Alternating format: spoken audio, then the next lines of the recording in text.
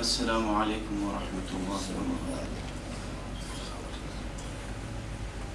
بسم اللہ الرحمن الرحیم۔ الحمد لأهله والصلاة على أهلها والسلام على من اتبع الهدى أما بعد۔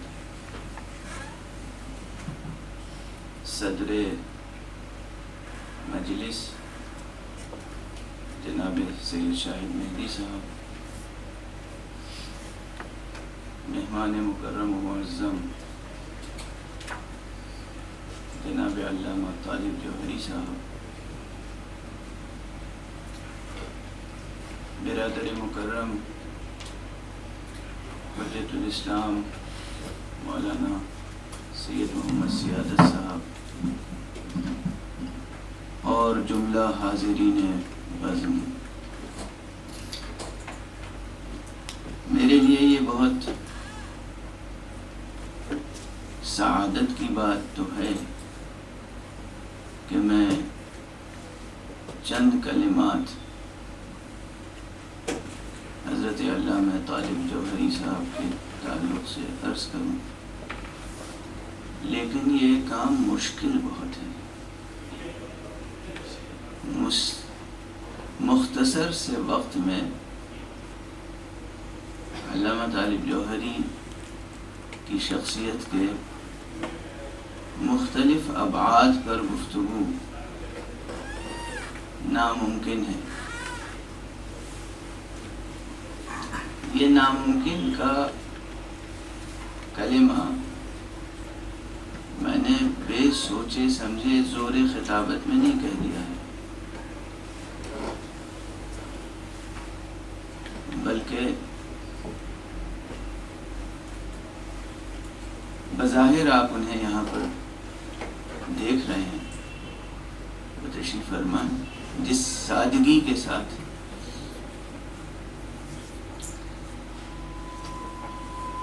اگر کوئی ذہین شخص ہو اور اس کے اندر تخلیقی ذہانت بھی، ایک عمومی ذہانت ہوتی،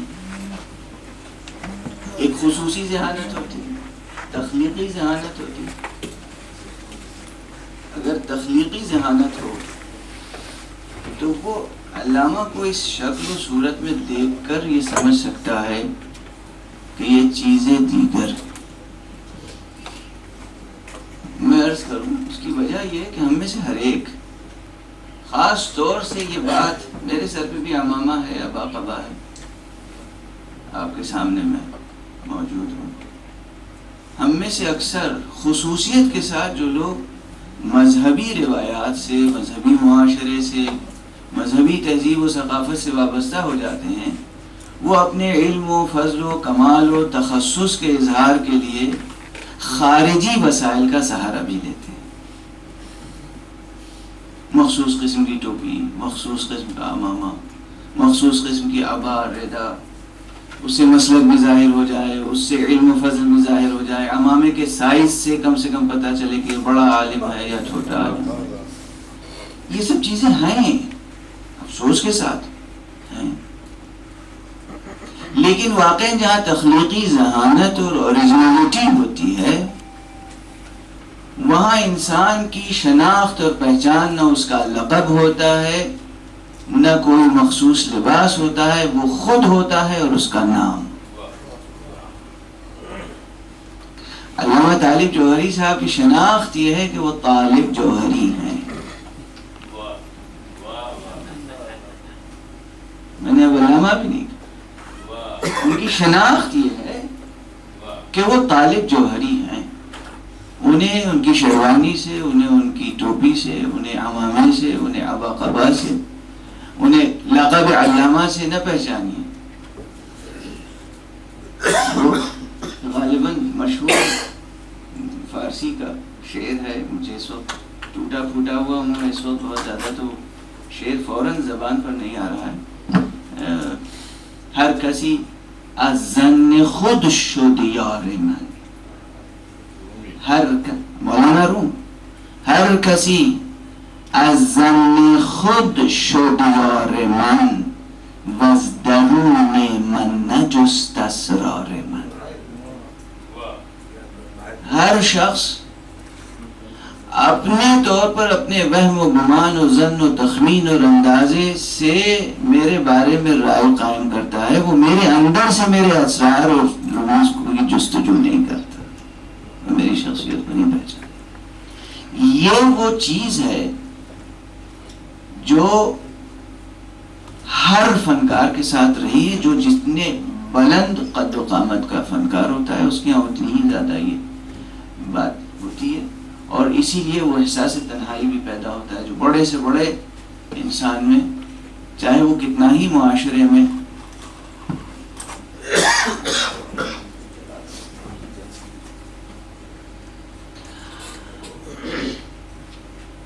علامہ طالب جوہری ایک دنیا ان کی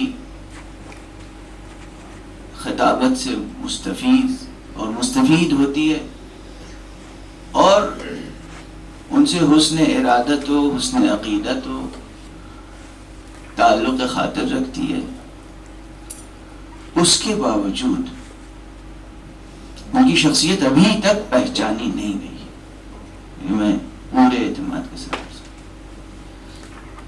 ان کا علم, ان کا فضل, جب آپ کہہ دیتے ہیں ایک ممتاز خطیب ہیں یا ممتاز خطیبوں میں سے ایک ہیں, تو یہ معلوم ہوتا ہے کہ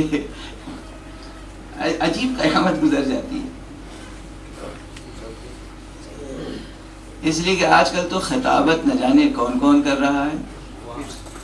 لفظ علامہ کا استعمال بھی تعارف کا حق ادا یوں نہیں کرتا کہ میں اس پر ایک چھوٹا سا واقعہ نقل کر دوں.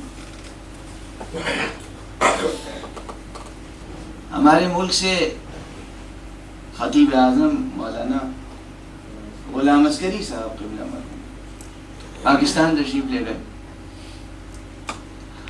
وہاں انہوں نے دیکھا کہ نہ جانے کتنے لوگوں کے ناموں کے ساتھ علامہ لکھا رہتا ہے. اور معاف فرمائیے گا, یہ الفاظ کا جب بے معنی ہونے لگتے ہیں, جیسے ملا, لفظ ملا کسی زمانے میں اس کے بہت بلند معنی تھے, اب وہ تقریباً دشنام ہے.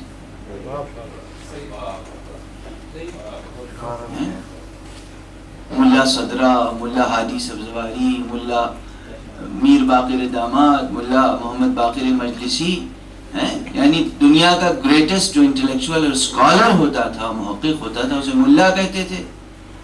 آج ملا ایک دشنام ہے. اور محاورتاً کبھی کبھی میں کہیں گزرتا ہوں اور کوئی غیر مسلم یا دوسرے تہذیب و ثقافت سے وابستہ کوئی شخص مجھے ملا جی کہہ کے خطاب کرتا ہے تو جیسے لگتا ہے کہ اس نے کیا کتنی توہین کر دی مجھے. یہی صورت لفظ مولانا اور مولوی کی ہو گئی. لفظ مولوی اتنا محترم لفظ تھا کہ اس سے بڑی سند کسی روحانی شخصیت کے لیے نہیں ہو سکتی. مولانا اور مولوی دونوں کا تعلق ایک ہی لفظ سے ہے, لفظ مولا سے.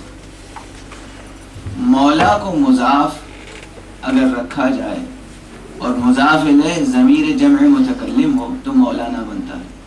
یعنی یہ ایک مفرد کلمہ نہیں, ایک مرکب کلمہ, ایک ترکیب ہے. مولا ایک لفظ ہے اور نہ اس میں جوڑ دیا مولانا بنا. عربی قاعدے سے اس کے معنی ہوئے, اس کا ترجمہ ہوا کہ میرے مولا, ہمارے مولا, ہم سب کے مولا. اور مولوی جو ہے وہ اس میں منصوب ہے. لفظ مولا میں جب یہ کا اضافہ کریں گے آپ اور کہیں گے مولوی یعنی مولا والا, تو وہ مولوی بنے گا. پرانے زمانے میں علماء کے القاب و آداب کتابوں پہ آپ دیکھیے گا 3 4 5 5 6 سطروں میں لکھے جاتے تھے. آیت اللہ العظمیٰ حجت الاسلام والمسلمین, اور علامہ, اور آخر میں ہوتا تھا مولانا المولوی. اس کے بعد یعنی سب سے بڑی ڈگری المولوی ہوتی تھی. معنی کیا تھی اس کے کہ بھی علم و فضل حاصل کرنا تو ایک عام بات ہے, لیکن واقعاً مولائے حقیقی سے نسبت پیدا کر لینا بہت مشکل ہے. کوئی خدا وند قدوس سے نسبت پیدا کر لے, مولوی بن جائے یعنی اللہ والا بن جائے. اب یہ معنی کون جانتا ہے مولوی کے؟ اور لفظ کہاں سے کہاں پہنچ گیا. یہی کچھ لفظ علامہ کے ساتھ ہوا ہے. میں مثال دے رہا ہوں، ذرا دراز نفسی سے کام لے رہا ہوں، مگر الفاظ کا سفر دیکھیں. پاکستان میں جس نے ممبر کے پہلے زینے پہ قدم رکھ دیا اس کو علامہ لکھ دیا جاتا ہے، چاہے اسے یہ نہ خبر ہو کہ علامہ عین سے لکھا جائے گا یا الف سے لکھا جائے گا. یہ ہے. پاکستان کے چند حضرات بیٹھے ہوئے ہیں، ان سے دست ادب جوڑ کے معافی.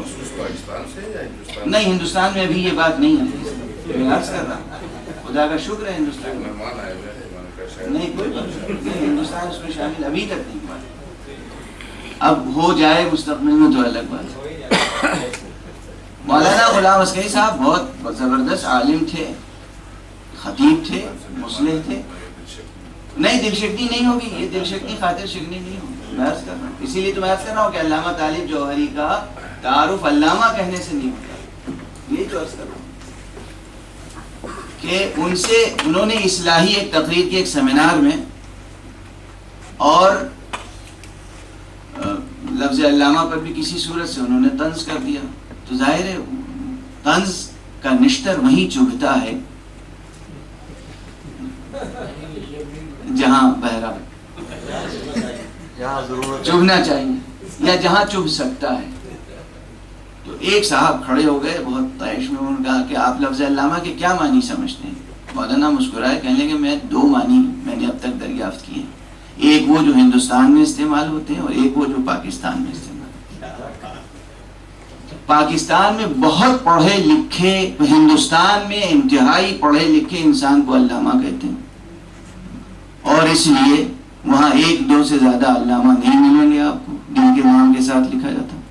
ہندوستان میں پاکستان میں انتہائی جاہل مطلق انسان کو بھی علامہ کہتے ہیں، جس کا ثبوت یہ ہے کہ کل میں نے اپنے نام کے ساتھ بھی یہاں علامہ لکھا ہوا ہے. یہ مولانا غلام عسکری صاحب نے جواب دیا. لیکن میں یہ عرض کر رہا ہوں کہ میں نے ایسے حضرات کے وزٹنگ کارڈز دیکھے ہیں کہ جنہوں نے اپنے وزٹنگ کارڈ پر 3 سطر میں القاب لکھے ہوئے تھے، اور القاب کا املا غلط تھا، اور اس میں لفظ علامہ بھی تھا آخر میں اور نام. ایسی ثقافتی اور تہذیبی فضا جہاں پیدا ہو رہی ہو، وہاں علامہ طالب جوہری کو لفظ علامہ سے نہیں پہچانا جا سکتا. علامہ طالب جوہری نے، یعنی یہ وہ شخصیتیں جو، یعنی واقعی میں محبت نہیں کہہ رہا ہوں، میرے مہمان اس لیے نہیں کہہ رہا ہوں، ان کا تعلق اصلاً تو ہندوستان سے، بہار کی سرزمین سے. ابھی کسی ادبی نشست میں بہار میں پروفیسر شمس الرحمان فاروقی صاحب ایک تبصرہ کر کے آئے، جس کے بعد ڈاکٹر اعجاز علی ارشد صاحب نے مجھے فون کیا کہ بھیا اب آپ بھی آ جائیے، ایک لیکچر دے کے چلے جائیے. میں نے کہا خیریت تو ہے. کہا شمس الرحمان فاروقی صاحب آئے تھے، انہوں نے کہا کہ اب تک بہار میں صرف 2.5 شخصیتیں پیدا کی ہیں ادبی دنیا میں، ایک شاد عظیم آبادی، ایک علامہ جمیل مظہری، اور آدھے امداد امام اثر کو مان لیجیے. یہ اس طرح سے جب تبصرہ ہوتا ہے تو واقعا کبھی کبھی بہار نے بہت عظیم شخصیتیں پیدا کی. میرا تعلق یو پی سے ہے، بہار سے نہیں ہے، لیکن بہت عظیم شخصیتیں پیدا کی. اور یہ ظلم ہے کہ آپ امداد امام اثر کو آدھا مانیں، ظلم ہے. امداد امام اثر پر تو الگ گفتگو ہوگی، لیکن اسی بہار کی سرزمین سے جناب علامہ طالب جوہری بھی پیدا ہوئے. اور میں یہ سمجھتا اس وقت جناب مخمور سعیدی صاحب تشریف فرمائیں، تابش مہدی صاحب تشریف فرمائیں، ہمایوں ظفر زیدی صاحب ہیں، اور سبھی ہیں. جو جگہ جس جگہ ہے وہی آفتاب ہے. سب حضرات اہل نظر، اہل خبر، اہل ادب، اہل سخن ہیں. میں عرض کر رہا ہوں جس وقت دنیا طالب جوہری صاحب کو ڈسکور کر لے گی تو اندازہ ہوگا کہ یہ وہ شخصیت ہے جو شاد اور جمیل مظہری اور امداد امام اثر سے جس نے تاریخ کا قدم آگے بڑھایا ہے. اس لیے کہ اب تک ان کا کلام شائع نہیں ہوا جس طرح ہونا چاہیے تھا.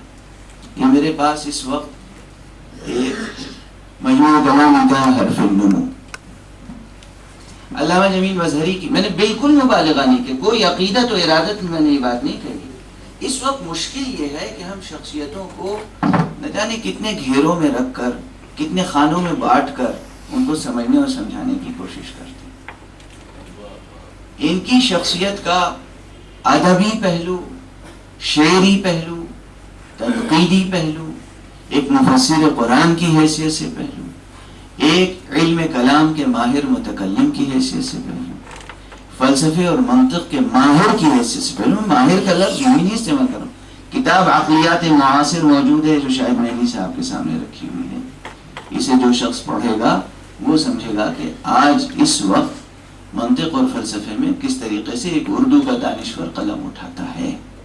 کتاب موجود ہے، چھپی ہوئی یہاں میز پر موجود ہے. تفسیر شائع ہو چکی ہے، 2 جلدیں اس کی شائع ہوئی ہیں. 2 جلدوں میں تفسیر بقرہ کی تفسیر مکمل نہیں ہو سکی. اور بہرحال اور بہت سے جہات ہیں. میں زیادہ دیر گفتگو نہیں کر سکتا، بس منتشر خیالات پیش کر رہا تھا. اور یہ باتیں اس لیے کہہ رہا تھا تاکہ میں اپنی کوئی رائے مسلط نہ کروں، بلکہ آپ کے اندر ایک ایسی جستجو پیدا ہو جائے کہ آپ خود مطالعہ کریں اور طالب جوہری کو ڈسکور کریں، یا مجھے جھٹلائیں یا میری تائید کریں. کہیں کہ تم نے غلط کہی تھی یہ بات، اور یا تائید کریں. اور میں مطمئن ہوں کہ اگر آپ پڑھ کے رائے قائم کریں گے تو میری تائید کرنے پہ مجبور ہوں گے، اور بغیر پڑھے رائے قائم کریں گے تو کچھ بھی کر لیجیے، اس سے ہماری صحت پہ کیا فرق پڑتا. علامہ جمیل مظہری سے آگے بڑھایا ہے سفر علامہ طالب جوہری نے شعری دنیا میں. یہ معمولی بات نہیں.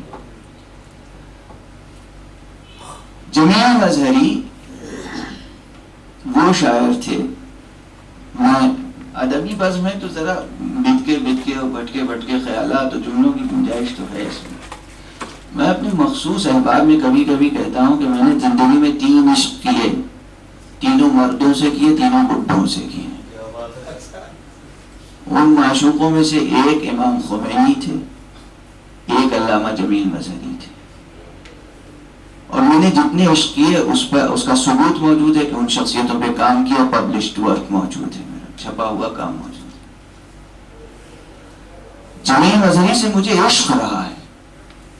چھپا ہوا کام 500 صفحات سے اوپر کائنات کا جمیل مظہری نمبر چھپا. اور اس کے بعد پھر ابھی ذکر جمیل ایک کتاب آئی ہے جو خدا بخش لائبریری میں چھاپی ہے، اس میں بھی مقالہ بھی موجود ہے. وہ تقریب ہی ہم ہی نے منعقد کرائی تھی. علامہ جمیل مظہری صدی تقریبات ہم نے منعقد کرائی تھی. اس کے باوجود میں عرض کر رہا ہوں کہ جمیل مظہری سے قدم آگے بڑھایا ہے انہوں نے. اور میں صرف ایک مثال دے کر گفتگو ختم کر دوں گا. جمیل صاحب وہ شاعر تھے جن کے بارے میں نگار میں نیاز فتح پوری نے ایک بات کہی تھی، لکھی تھی.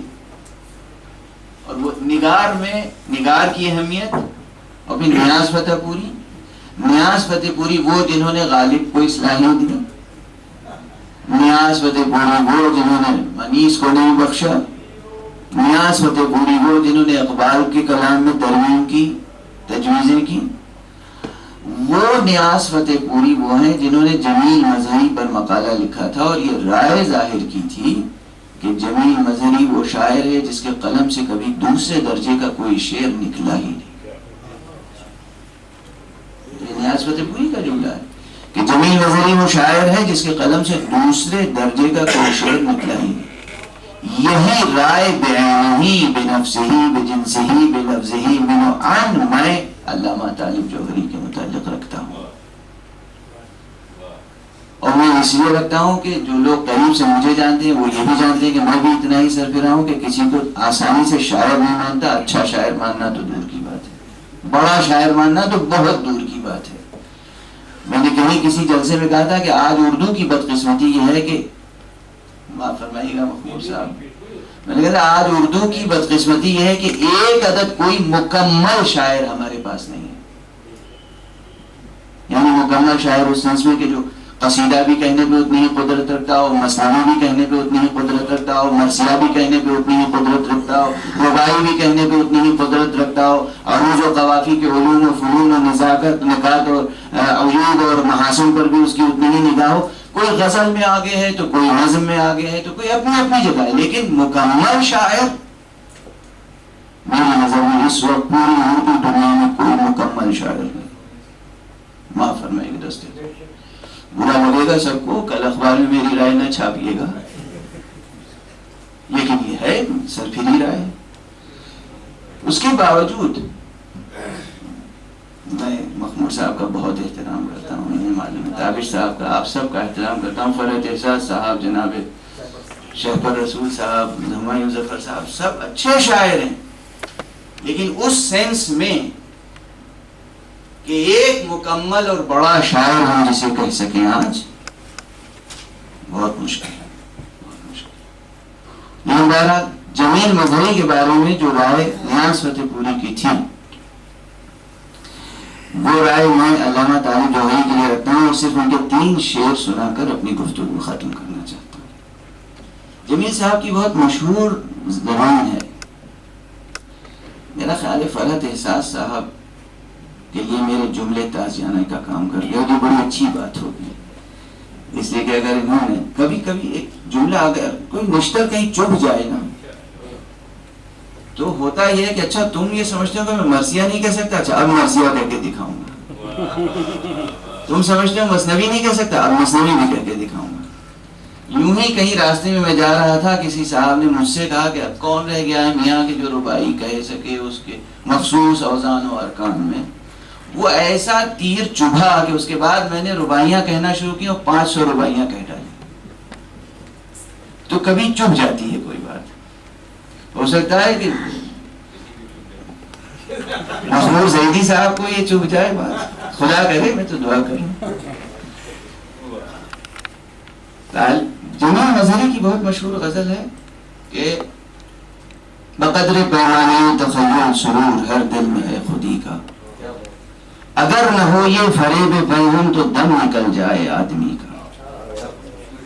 دیکھیں یہ مطلع جو ہے یہ اس لیے اہم ہے کہ اس مطلع میں خیال، فکر، جذبہ، زبان، ترکیب، ہر چیز یہ بتا دیتی ہے بالاعلان کہ یہ میر کے دور کا شعر نہیں، یہ 17ویں صدی کا شعر نہیں، یہ 18ویں صدی کا شعر نہیں، یہ 19ویں صدی کا شعر نہیں، 20ویں صدی کا شعر ہے۔ اس میں زبان غزل کی تو نہیں۔ بقدر پیمانہ تخیل سرور ہر دل میں ہے خودی کا، اگر نہ ہو یہ فریب پیغام تو دم نکل جائے آدمی کا۔ 12 جمیل مظہری کی اپنی زبان ہے الگ، خوب یہ مطلب مشہور ہوا۔ جمیل صاحب مجھ سے فرماتے تھے کہ میاں مجھے اس مطلع سے حسد اس لیے ہے کہ یہ مجھ سے زیادہ مشہور ہو گیا ہے، یہ خود مجھ سے زیادہ مشہور ہو گیا۔ اس کے بعد انہوں نے ایک مرتبہ فرمایا کہ میں نے اس کے حسد میں ایک دوسرا مطلع کہا ہے اسی زمین میں پورے 50 سال کے بعد، اور وہ مطلع یہ تھا کہ وہ ایک گیسو مشک بو اور 1000 عالم غنودگی کا۔ اب یہ غزل وہ کلاسیکی ذوق کی غزل آ گئی۔ وہ ایک گیسو مشک بو اور 1000 عالم غنودگی کا، جمیل اگر نیند چاہتے ہو تو تم بھی سودا کرو اسی کا۔ آپ حضرات نے واہ واہ تو کر دی، لیکن انصاف کی بات یہ ہے کہ جو لوگ اس مطلع تک نہیں پہنچتا، زبان اور خیال دونوں کو ساتھ لے کر آگے بڑھنا یہ شرط ہے۔ طالب جوہری صاحب نے وہ مطلع کہا ہے کہ جو جمیل صاحب کے بعد ہی کا شاعر کہہ سکتا تھا، وہ اسی زمین میں ان کی غزل ہے، اور جس کے 3 شعر ان کے اس مجموعے حرف نمو کے آغاز میں ہیں، اور وہ یہ ہیں کہ حدود سود و زیاں سے آگے قدم نکلتا نہیں کسی کا، حدود سود و زیاں سے آگے قدم نکلتا نہیں کسی کا، جہاں نے نیم کروٹیں ہزاروں مزاج بدلا نہ آدمی کا،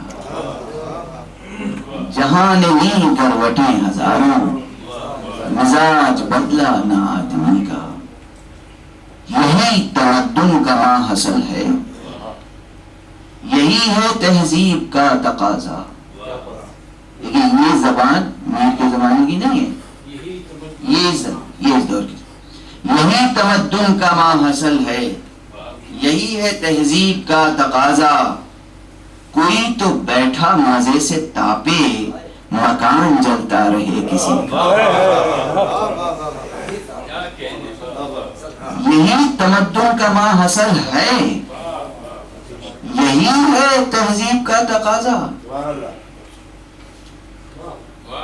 کوئی تو بیٹھا مزے سے تاپے، مکان جلتا رہے کسی کا۔ چمن میں ہر پنکھڑی بکھر کے کہے گی روداد قید ہستی۔ چمن میں ہر پنکھڑی بکھر کے کہے گی روداد قید ہستی۔